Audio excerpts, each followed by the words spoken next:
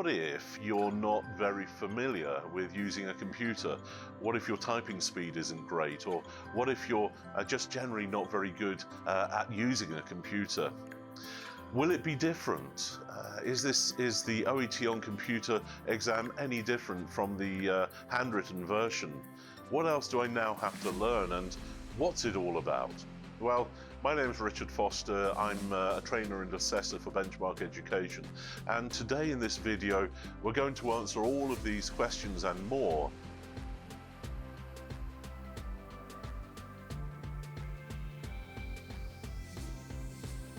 Being able to take your OET exam online on a computer, whether it's at home with the OET at home service or whether it's in a test center using the OET on computer service, this is absolutely great news for candidates.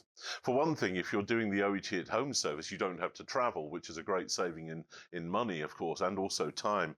And also simple things like you don't get writer's cramp because you're doing so much writing with your hands. Everything pretty much is done on a computer, and OET candidates everywhere are starting to look at this new offering from OET as a good way of doing the OET exams. But doing something on a computer is very different to doing it on paper, isn't it? There are many who maybe know how to do a bit of surfing, maybe even buy things online or send an email or two, or even write a letter and print it on our printer.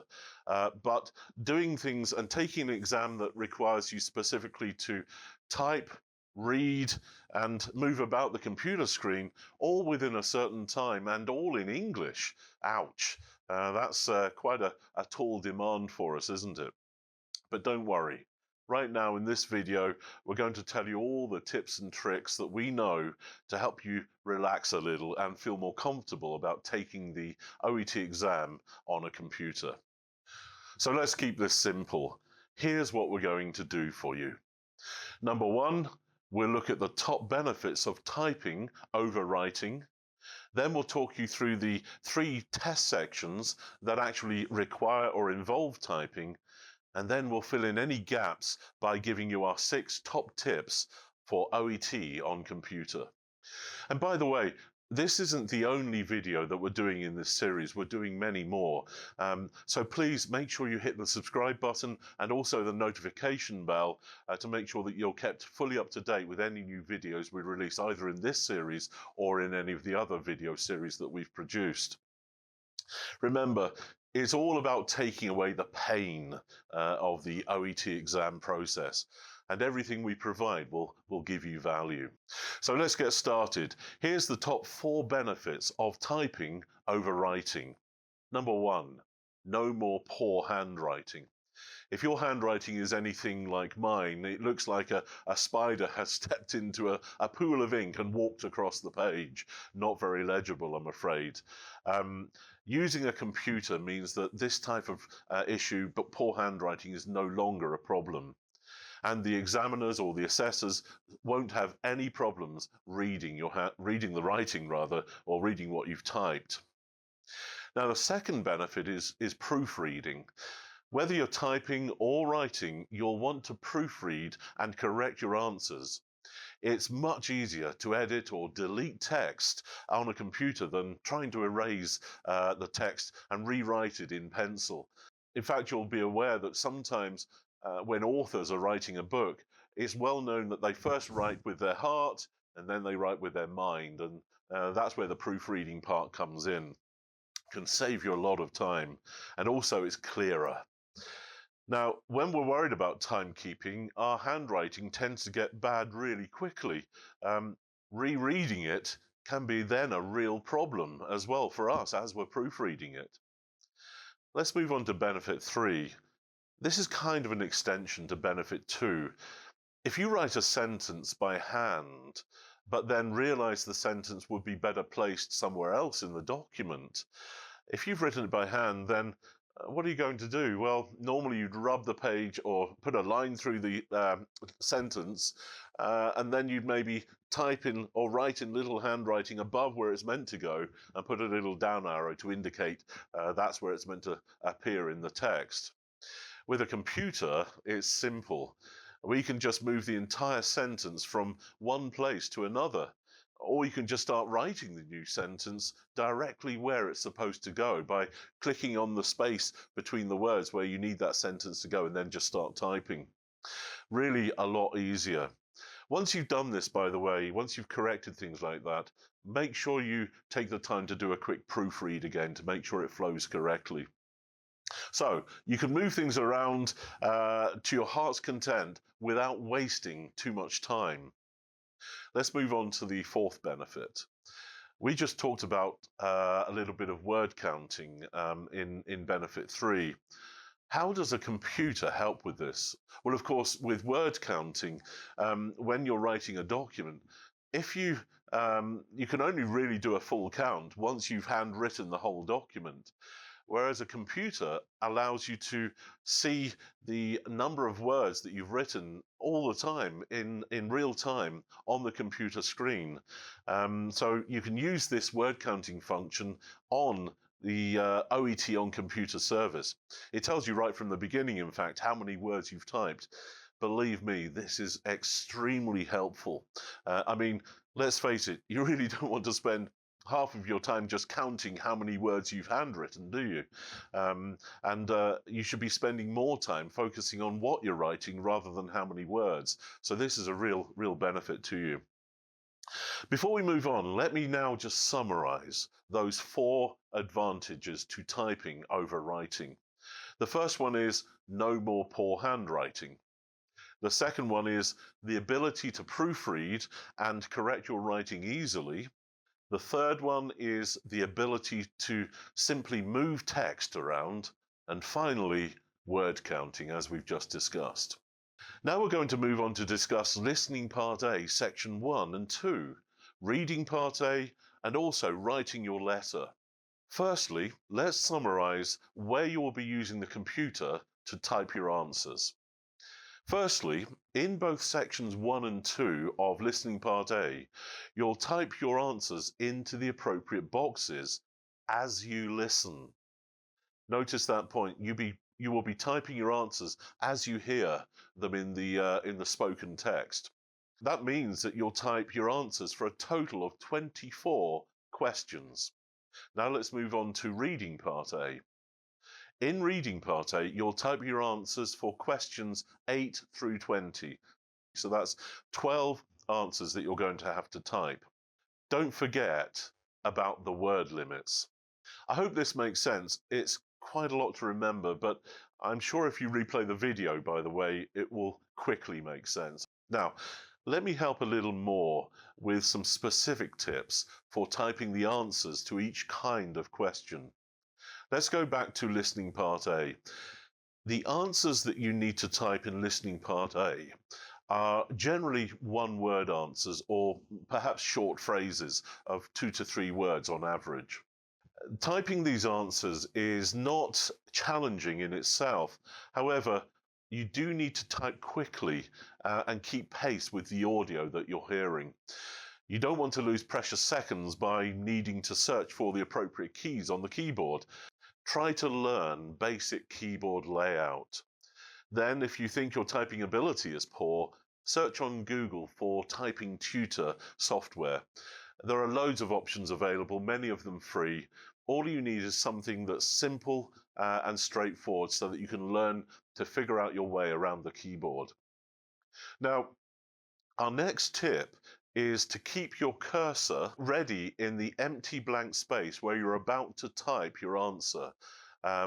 So that it means you're prepared when you're listening to the audio, you're already there in the box ready to type. So use the tab button. It allows you to quickly move to the next blank space where you're about to type in an answer.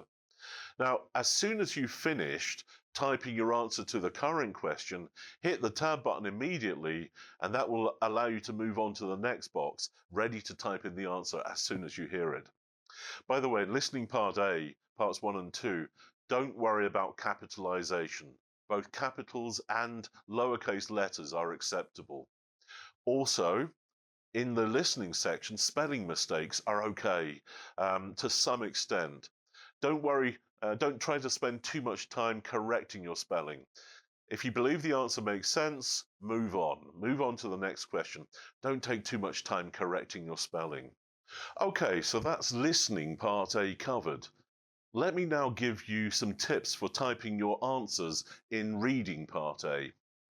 Now, as we said before, in reading part A, only questions 8 to 20 require a typewritten answer. So that's 12 questions that require a typewritten answer.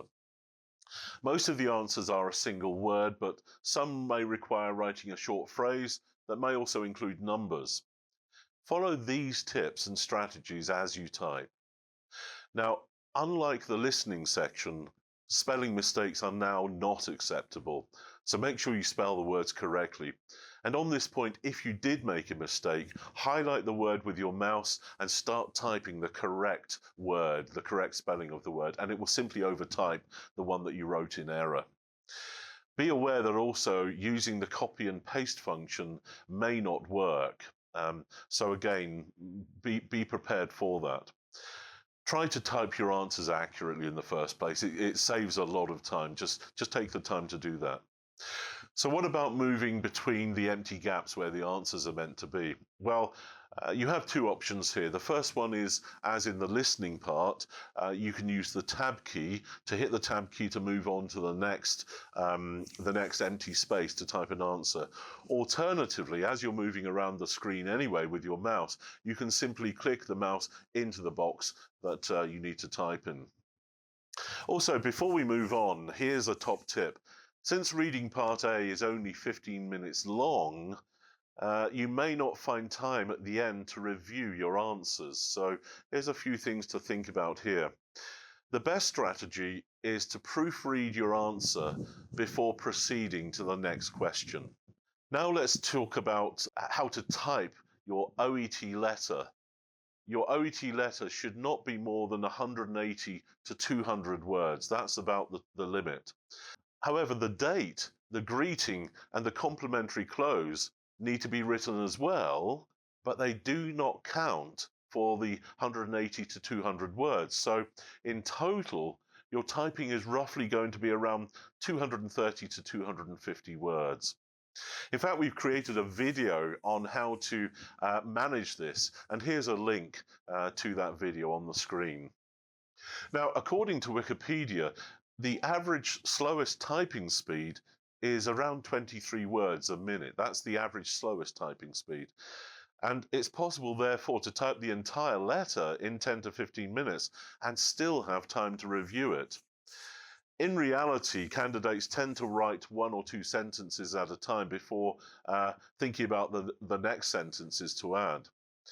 So even considering the extra time for thinking, poor typing speed, etc., these things aren't a barrier to finishing your letter. You'll still have time to review it and correct things at the end. That being said, there are still always ways that you can maximize your timekeeping or time management in the exam. Let me give you some tips. Firstly, as we mentioned before, knowing how to type actually will really improve your timekeeping. So try to practice typing with all of your fingers, not just two fingers. This is what I do, and certainly using all your fingers will save time.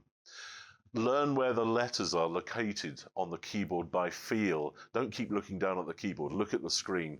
It's a bit hard going to start with, but really, if you practice this, you can learn how to touch type, as it's called, very, very quickly, and it will improve your speed and your accuracy as time goes by.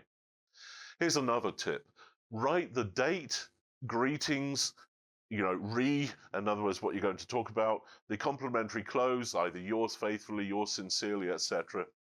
Start writing this soon after the writing time begins. So do that almost immediately, and that will make sure that your letter isn't incomplete at the end of the exam. One of the most time management problems that OET test takers experience is not having the ability to do that last bit because they've run out of time.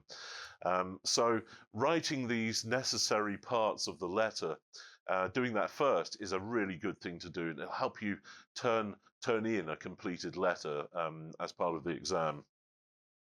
Now, another effective approach is to write the closing thank you sentence before you start writing the introductory paragraph. Some common template sentences are, please feel free to contact me for further information, or for further information, do not hesitate to contact me.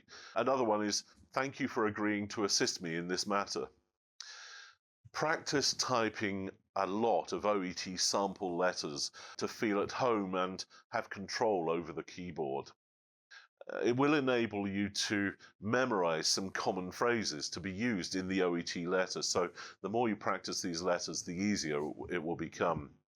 Also, you can learn the following keyboard shortcuts, such as Shift and left arrow or Shift and right arrow will allow you to select a phrase or a word and overwrite it. Also, using the Control key and the up arrow will allow you to jump from an existing paragraph to the previous one or the next one.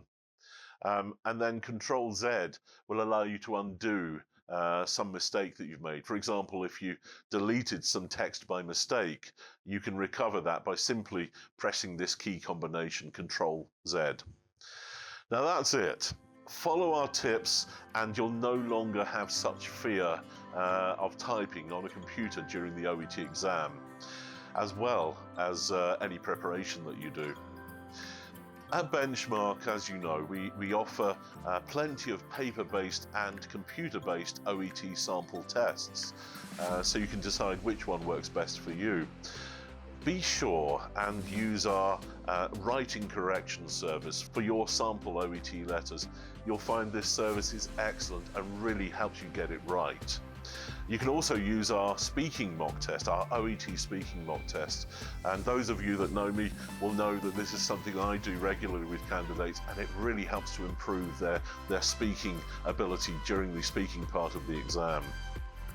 So please subscribe and click the bell notification or the notification bell if you haven't already. Make sure you get the notifications for our next video in this series or other series, and also pay attention to the links below and our website also at edubenchmark.com. We give you lots of advice on how to pass your OET exam. Thanks for watching. Really good to see you again. I'll see you in the next video. Bye for now.